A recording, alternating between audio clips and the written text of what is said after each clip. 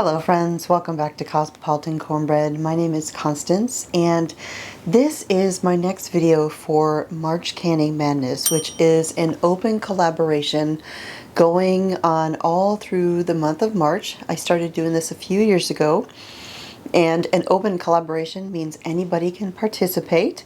If you would like to learn more about it, there is a link in the video description down below where you can check that out. But today, instead of doing a canning video, I'm doing an informational video about canning. And I'm going to be talking about one of the questions that I get asked a lot. And because I get asked it so often, I thought it just made sense to do a video about this topic because people search for the information and they'll be able to find this video addressing it directly. And that is a comparison between the traditional American style, ball style mason jar versus the European WECK jars. I get a lot of questions about these WECK jars because people have seen me canning in these and said they didn't know you could can in them. And so in this video, I'm going to talk about the differences between the two of them and some of the things that you need to know if you're going to be using them. So I'm going to bring you down here to the counter where I have a variety of jars, and we'll talk about the differences. Alright, so first I'm going to talk about the traditional canning jar that you're generally going to see here most often in the United States, and that is the mason jar. Now, these come in a variety of sizes. You have the pint size, you have a quart size, you've got half pints. This is a Care brand. This one was Anchor Hocking. This looks really dark, but this is some of my honeysuckle jelly that I made last year. Then you've got the little bitty 4-ounce ones. So they come in a variety of sizes, but they're all, a standard American measurements, pints, quarts, etc.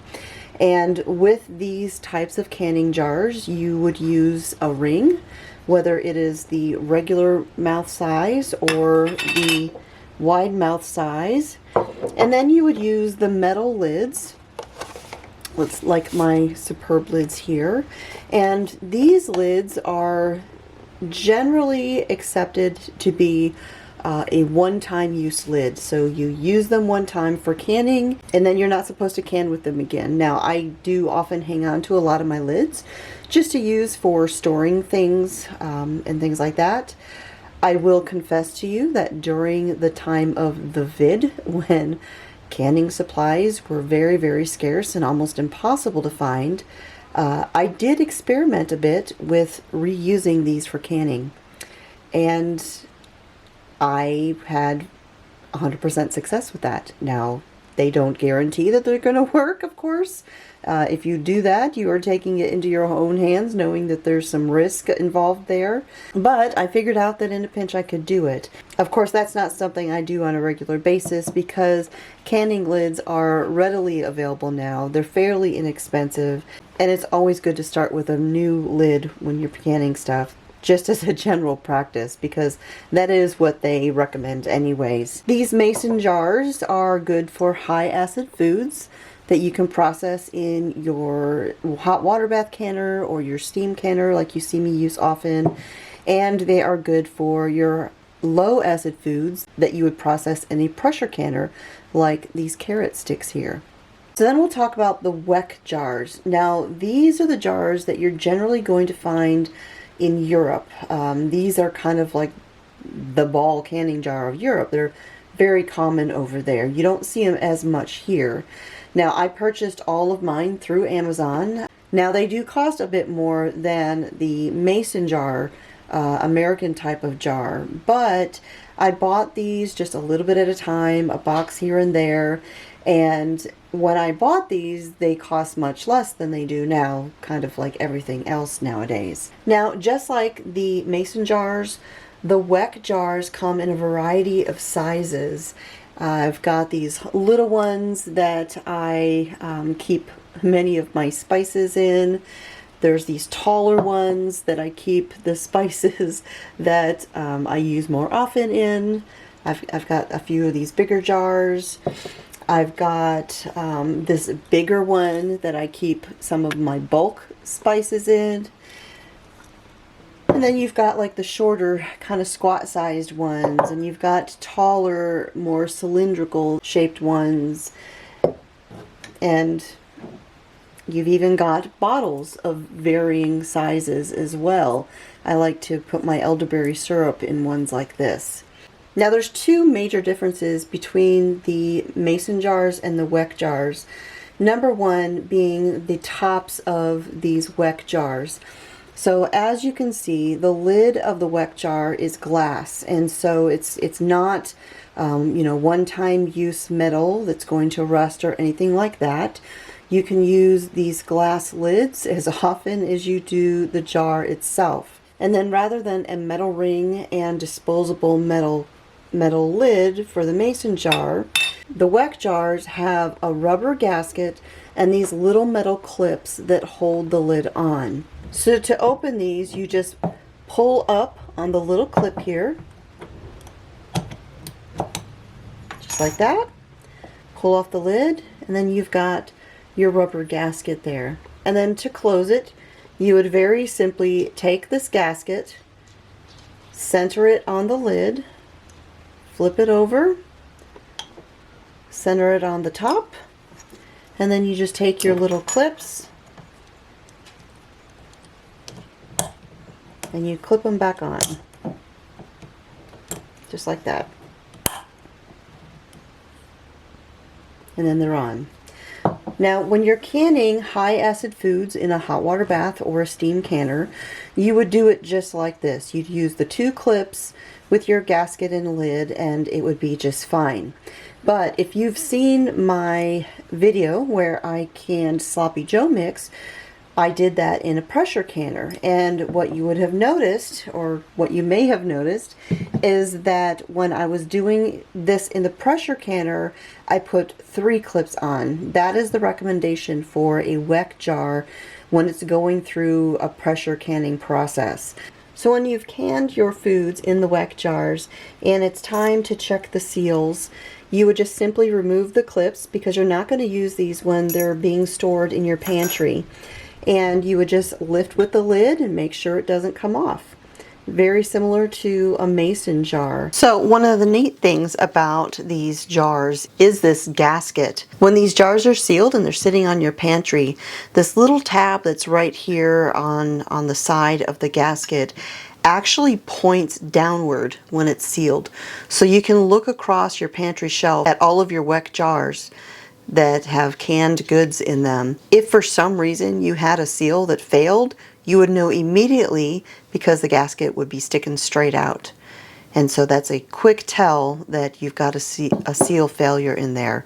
But I have had no problem with these jars. They've stayed sealed just as well as all of my metal lids on the mason jars. Now this tab also serves the purpose for breaking the vacuum seal when you're opening your lids. You know, these ones, you have a little tool that'll pry the top up and break that vacuum. But of course you don't want to use a tool to pry on a glass lid, and so really all you do is you just kind of hold the top, and you just slowly pull that tab, and then the vacuum seal breaks and the lid comes right off. Now I mentioned that there were 2 major differences between the mason jars and the WECK jars. The lid, of course, the whole lid system is the first difference. The other major difference is the measurement. Of course, American mason jars are in ounces, so you've got pints, you've got quarts, and things like that, measurements that we're familiar with. In the case of the WECK jars, these are in the metric measurements. So these are going to be milliliters and liters and things like that. So when you have recipes that you are canning, you'll need to look at the measurement for your exact WECK container, bottle or jar that you're using, and then you need to convert that over to one of the traditional ounce measurements. And because you're going back and forth between the ounces and the metric, it's very likely that they're not going to be exact. And so what you're going to do with your WECK jar is you're going to size up with the processing time. Just like if I was doing a jar of, say, apple butter, and I had a whole bunch of pint jars, but then I had a couple of the smaller jars. You would always go with the larger jar size for your processing time.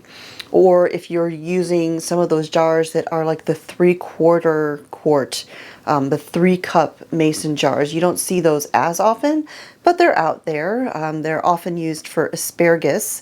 Those are a 3/4 quart, and so you always process those going up to the quart size processing time.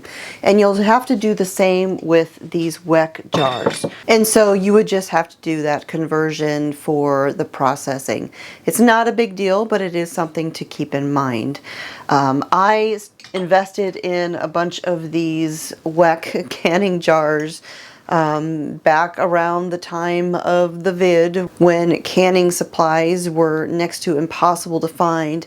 And for me, one of the perks, one of the benefits, was the fact that you can use the lids on the WECK jars over and over and over again, including the rubber gasket. It's just like the Tatler's reusable canning lids that you can use on the mason jars, where you have that rubber gasket that you can use several times. The gasket that is on the WECK jars is the same way. It's a nice, durable gasket, and you can use this for canning several times. Now, the number of times that you use this is just going to vary. Before you do a day of canning, and if you're using the WECK canning jars, you would just go over your gasket, make sure you don't see any cracking, you don't see any wear or anything like that. As long as it is in good condition, you can go ahead and use it again. And you can purchase additional gaskets, so when you do need to replace them, you can buy packages of these. They're pretty inexpensive, as well as additional clips if for some reason you need some more of them. So I hope that answers questions as far as the differences between mason jars and WECK jars.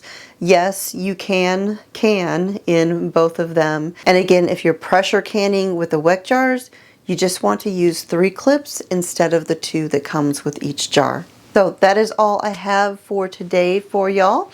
I hope you found that information helpful. I do get asked a lot about the WECK jars, and because I'm asked so much, I thought it would be good to do a dedicated video to show the differences between the mason jars and the WECK jars. And I just wanted to remind you also that because this is part of the March Canning Madness series, when you leave a comment in the video description, that is an entry to the giveaway for March Canning Madness. You can find a link to the playlist that is for March Canning Madness 2025 down below in the video description or up here in a card. And every video that you watch and comment on is another entry. So be sure to check out all of the other participants and see what everyone else is canning this month. If you would like to know more of the details about March Canning Madness and the giveaway prizes and all of the details, there is a link to that article on my website.